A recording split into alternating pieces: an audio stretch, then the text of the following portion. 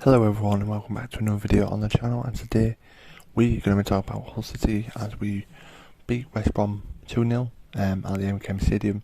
So let's waste no time, let's get straight into things. Did my time, took my chances. Went the distance, now I'm back on my feet. Just a man and his will to survive. So many times it happens too fast. You trade your passion for glory.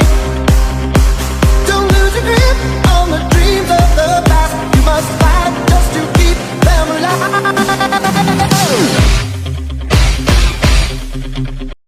Yes, now guys, I'm going to show you stats, table positions, which happened after the game.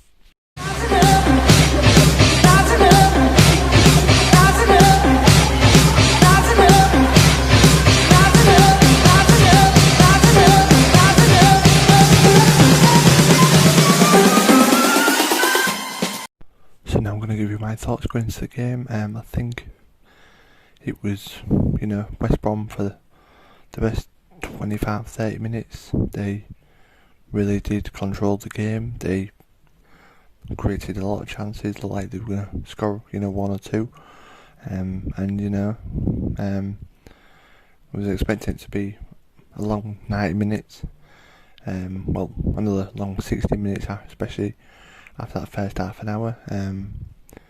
But Regan Slater went down injured, and that's when the change happened. Put Slater more near Tete, and that seemed to have a big impact on the way we pressed. Tufan came up to the right hand side, and and then we get the goal through Benjamin Tete. I know West Brom fans have said that the keeper maybe should have held it. He did get a touch on it, but the power in the shot from Tete was, there's no stopping it. Right top corner. So a very good goal against a run of play. Very good finish. And then we come out with second half on the front foot again. And then we get the goal through Sean McLaughlin or Dara or Sharon goal. Two-fan corner, and great header. Right in front of where we sit. Very good to be 2-0 up, especially with West Brom pressing like there was. Then West Brom, we just sit back, and West Brom struggled to break us down, and they had a few chances. They missed a few. They had a free kick that hit the post. Carl Dahler, probably one of the man of matches for me.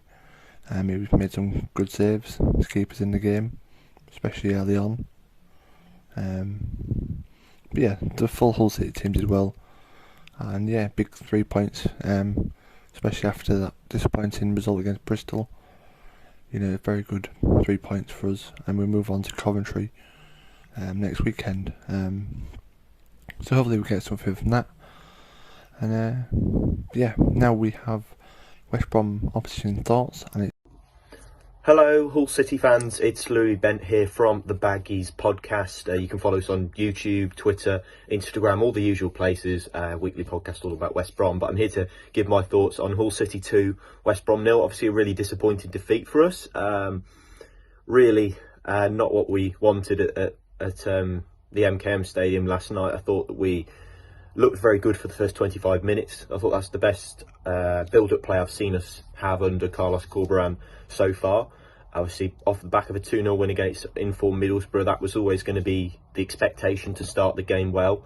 However, your change in shape, obviously credit Liam Rossini, your manager, for that, meant that we ended up in a little bit of a shock, I think, because you stepped up your defensive line, you started pressing us a little bit higher, which was a little bit difficult for us, not going to lie, to cope with. However, I thought we found some good chances. We created quite a few clear-cut chances and couldn't finish them. Carl Darlow, I thought, had a very good game in goal.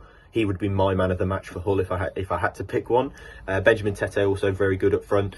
I thought he was a bit of a nuisance all night. He did a really good, obviously scored a really good goal.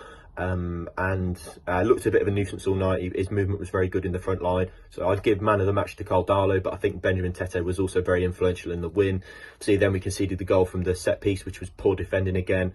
I think we were, second to a lot of the balls in and around the penalty area, which I think we found a bit difficult to cope with. We're usually, the most competitive team in the game, and that's the thing that we kind of pride ourselves on, and that's where we kind of bring our advantage from, and then we work from there. But you seem to have your tails up after the first goal especially, and we struggled to come back from that. So in that way, I'm disappointed, but I feel, the first 25 minutes is very encouraging, but the way that we played for the rest of the game was disappointing. But then again, we still create those chances. So again, just very disappointed in the game. I mean, we had the chances to score, possibly even win the game, and could have prevented the goals. The defensive set piece that we conceded, we could have prevented that. In the end, we're very downhearted by that performance, and it does put us a little bit of a way behind the playoffs. Man of the match for West Brom, if I have to choose one, I'd probably give to Jed Wallace. I thought he was the only reason that we ended up in and around the penalty area. His good running, crossing of the ball, gave us quite a few chances. Of course, did miss one himself, but other than that, I thought he was the best performer for Albion last night. But another difficult performance to take away from home and not be good enough. That's the last 5 away games that we've lost. So poor performance once again away from home, and best of luck for the rest of the season, and thanks for having me on the channel. So yes guys, that was Lewis. I want to say a big thank you for coming on the channel. Really do appreciate it. Make sure you go check him out. We link the description down below. But thank you guys for watching. Hull City keeping 7 unbeaten at home now in the Championship. Hopefully we can get another win in the league against Coventry away on Saturday. Thank you guys for watching. Please like, comment whoever your man of the match was, or who your team's playing today, or this weekend rather. And subscribe if you're new. We've reached 300. I'm very grateful for that. So